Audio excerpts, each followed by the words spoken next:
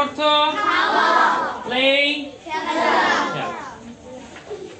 আচ্ছা, আমরা parts of speech পড়ছিলাম না? পার্টস অফ স্পিচ কয় প্রকার? 8 প্রকার। আচ্ছা, 8 প্রকার পার্টস অফ স্পিচের মধ্যে এই প্রথম শব্দ যেটা গো, এটা কোন পার্টস অফ স্পিচ? কি? ভার্ব। ইট, প্লে, ভার্ব। তিনটাই কি? তিনটাই হলো আমার ভার্ব। আচ্ছা, আমি কিভাবে বুঝছি এটা যে ভার্ব? এই বা শব্দগুলো দিয়ে কি বোঝাচ্ছে? অ্যাক্টিভিটি বোঝাচ্ছে, কাজ বোঝাচ্ছে। কি বোঝাচ্ছে? কাজ বোঝাচ্ছে। কি বোঝাচ্ছে? কাজ বা কর্ম বা ক্রিয়া বোঝাচ্ছে। তাহলে যে সকল শব্দ দিয়ে কোনো কাজ করা বোঝায় সেগুলোকে আমরা কি বলি? ভার্ব। সেগুলো আমরা কি বলি? আচ্ছা, একটা জিনিস লক্ষ্য করি এখানে, যে আমরা যখন কাজ করি বা যে কাজ, যে এখানে কাজ আছে, ওই কাজের সাথে কি থাকে? একটা সময় থাকে। কি থাকে? কাজের সময় আছে না? আমি গো অর্থ যাওয়া, আই গো আমি যাই, তাই না? আবার আমি কি? গিয়েছিলাম।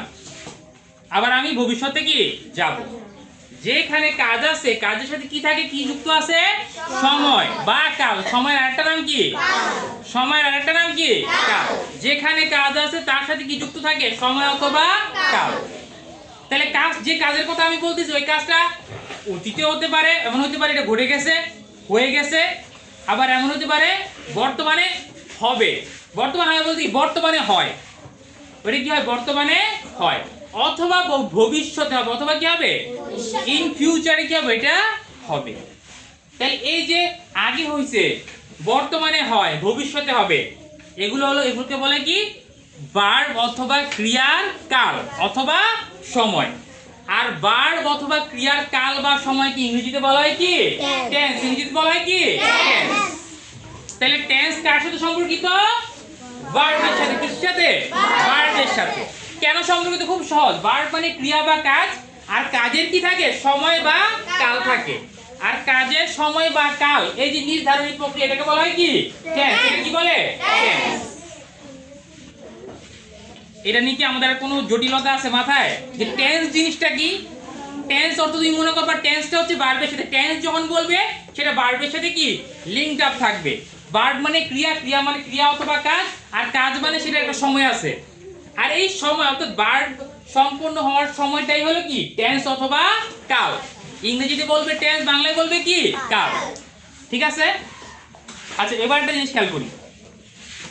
আচ্ছা, এই যে গো অর্থ কি? যাওয়া। গোটা ভার্ব। গোটা কি? ভার্ব।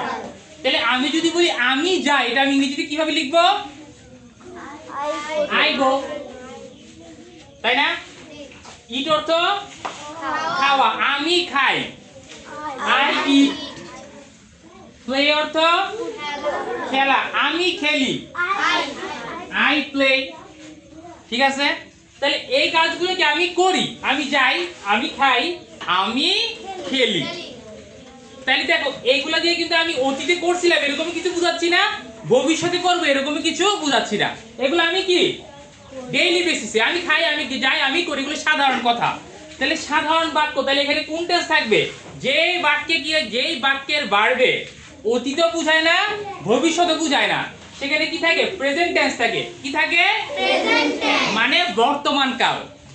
বর্তমান কাল বা কি থাকে? প্রেজেন্ট টেন্স থাকে।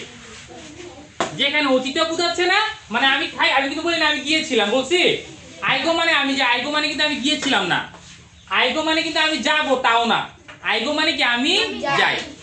আই ইট মানে কি? আমি খাই, আমি খেয়েছিলামও না, খাবো না, এটা কি? আমি খাই। আই প্লে মানে কি? আমি খেলি, আমি খেলেছিলাম বলি নাই, খেলবো বলি নাই। তাহলে এগুলো সবকিছু হচ্ছে বর্তমানে। কিসে আছে? বর্তমানে।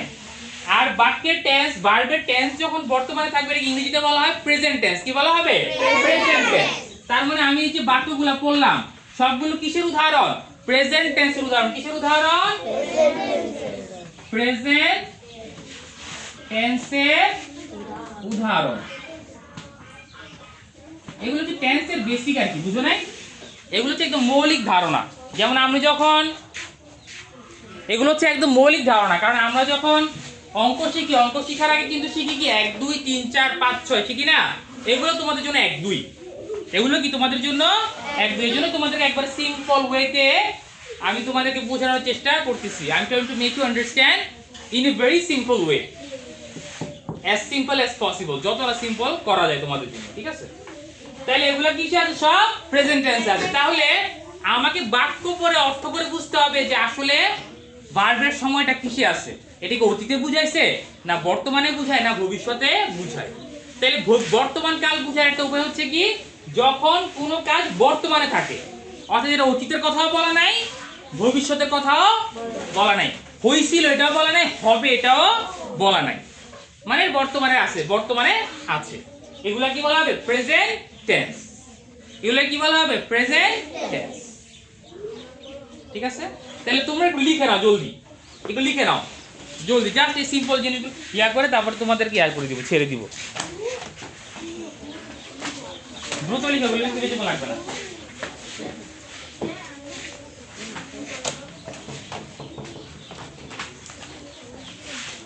খেয়াল করি, তাহলে আমি আগের বাক্যগুলোতে কি বলছিলাম? প্রেজেন্ট টেন্স, তাই না? এগুলো কিসে ছিল?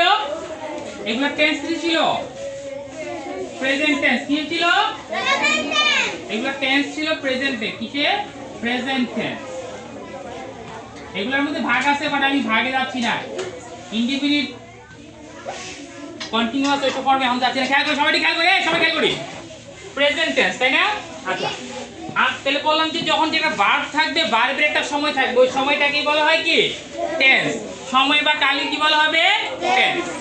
আচ্ছা, আমি বলছিলাম আই গো, আই গো থেকে আমি যাই, তাহলে প্রেজেন্ট টেন্সে আছে, তাই না? গিয়েছিলাম তো বলি নাই। এখন আমি যদি বলি আমি গিয়েছিলাম, তাহলে তখন আমি কি লিখবো? আই গো লিখবো? আই গোস না, গোস মানে তো যাওয়াই বুঝায়। তখন কি আমি আই গো লিখবো?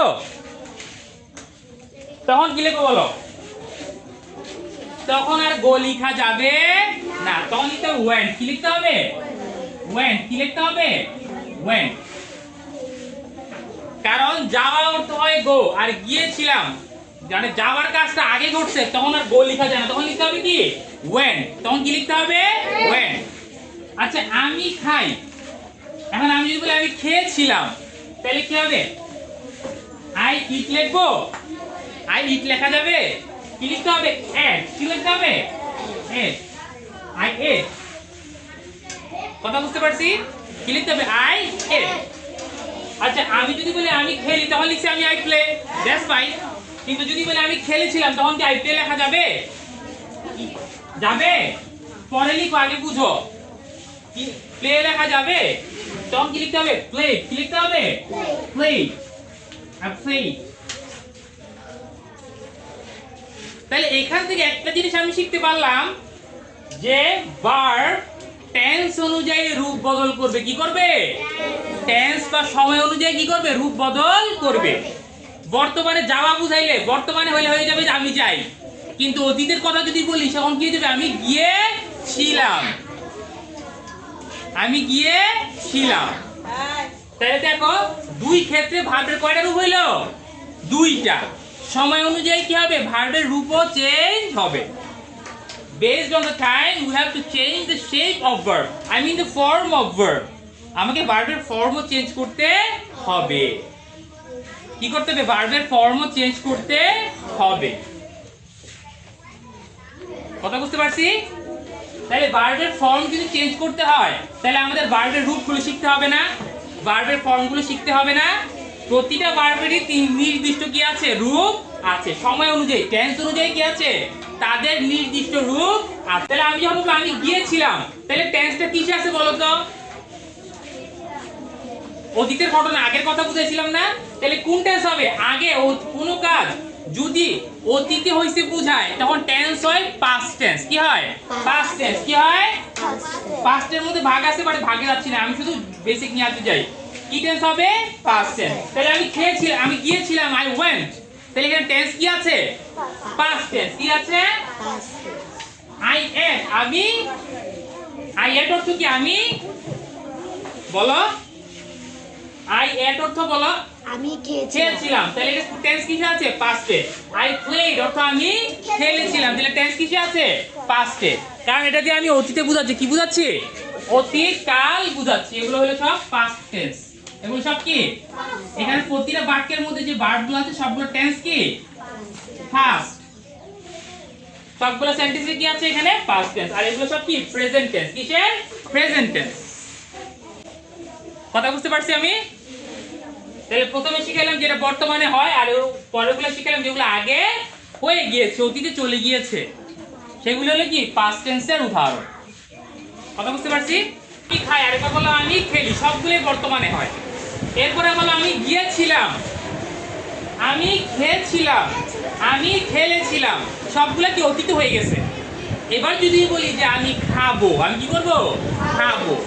তারপরে যদি বলি যে আমি যাব, আমি খেলবো, আমি কি? খেলবো, তখন কি আমি গো ওয়েন্ট এগুলো ফর্ম নিতে পারবো? আমি যদি বলি আমি যাবো, তখন কি আমি গো ওয়েন্ট ফর্ম নিতে পারবো? তখন কি করতে হবে? তখন আমাকে লিখতে হবে আই উইল গো। কি লিখতে হবে? I will go. কারণ এটা কি? যেটা হবে সামনে, এটা কোন টেন্স বলা হয়? ভবিষ্যৎকাল বা ফিউচার টেন্স। ভবিষ্যৎ ইংরেজি কি? ভবিষ্যৎ। ভবিষ্যৎ ইংরেজি কি? ফিউচার। ভবিষ্যৎ ইংরেজি কি? ভবিষ্যৎ ইংরেজি হচ্ছে ফিউচার, তাই না? ভবিষ্যৎ ইংরেজি কি? ফিউচার। তাহলে আমি যখন বলবো আমি যাব, তখন সেখানে আমাকে ফিউচার টেন্স আনতে হবে। কোন টেন্স? Future tense. আমি যখন বলতেছি আমি খাবো, তার মানে এটা কখন হবে? ঘটনাটা কখন হবে? কাজটা কখন ঘটবে? ভবিষ্যতে। কখন ঘটবে? ভবিষ্যতে। আর ভবিষ্যৎ ইংরেজি ফিউচার, আর ভবিষ্যৎকাল ইংরেজি হচ্ছে ফিউচার টেন্স। কি? Future tense. আচ্ছা, আমি যদি বলি আমি খাবো, তখন কি আমি ইট অ্যাট লিখতে পারবো? তখন আমাকে লিখতে হবে আই উইল ইট। কি? উইল ইট। আচ্ছা, আমি যদি বলি আমি খেলবো, তখন কি আমি আই প্লে লিখলে হবে? আই প্লে লিখলে হবে? তখন কি লিখতে হবে বলো তো? I I will play. I will play. এই দুটো বুঝে গেছো? I will play.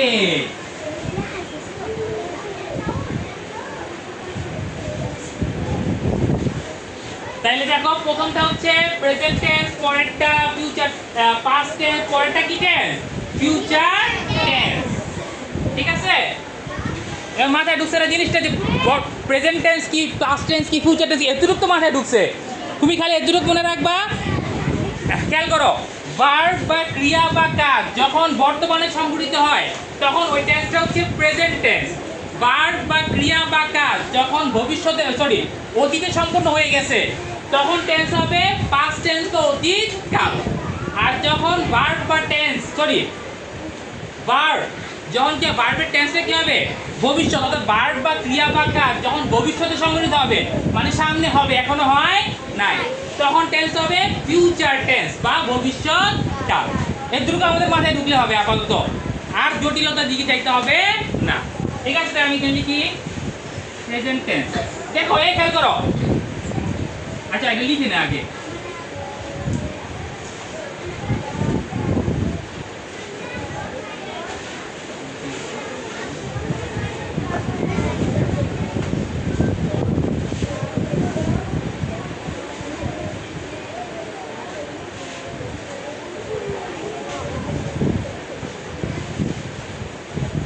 তাহলে এখান থেকে একটা জিনিস আমি শিখে ফেললাম। টেন্স কয় প্রকার বলো তাহলে? এই তো, টেন্স প্রধানত কয় প্রকার এটা বলবে? 3 প্রকার। এটার উত্তর হলো টেন্স প্রধানত 3 প্রকার, বা প্রধানত টেন্স কয় প্রকার? 3 প্রকার। এইগুলোর ভিতরে আবার ভাগ আছে, যেমন বর্তমানকালে কিছু কাজ চলতেছে না, যেমন আমি খাচ্ছি, আমি ঘুমাচ্ছি, আমি দৌড়াচ্ছি, তখন হয় প্রেজেন্ট কন্টিনিউয়াস, চলমান। এগুলোর ভাগ আছে, কিন্তু আপাতত আমরা এই তিনটাই কি শিখি, পরে বাকিগুলো শিখবো।